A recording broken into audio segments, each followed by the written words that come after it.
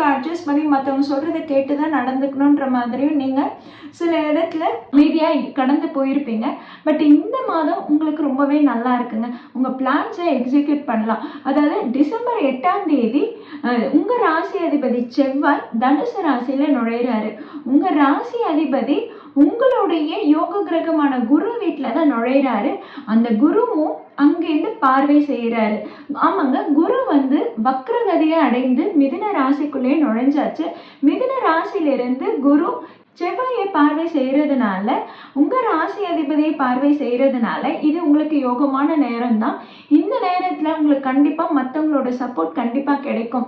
முக்கியமா சொல்லணும்னா அப்பா வழி உறவுகளோ அப்பா கிட்ட இருந்தோ ஒரு நல்ல செய்தி உங்களுக்கு சேரும். அதே மாதிரி வேலைக்காக யாரெல்லாம் காத்துட்டு இருக்கீங்களோ கண்டிப்பா இந்த மாதத்துல முயற்சி எடுங்க, உங்களுக்கு வேலை கிடைக்கும். ஆமாங்க, உங்களுக்கு 9ஆம் இடத்துல டிசம்பர் 16ஆம் தேதியிலிருந்து சூரியன் உள்ள நுழையிறாரு.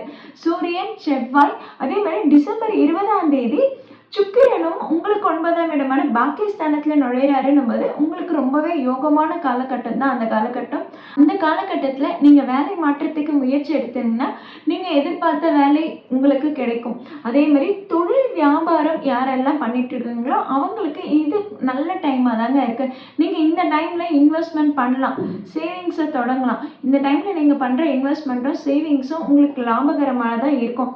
கடந்த சில மாதங்கள் மேஷ ராசினர்ல தொழில் வியாபாரம் பண்ணவங்களுக்குலாம் நஷ்டத்தை ஏற்படுத்தி கொடுத்துருக்கோம். அதே நேரத்துல தொழில்ல ஒரு செலவுகளையும் தேவையில்லாத செலவுகளையும் ஏற்படுத்தி கொடுத்துருக்கோம்.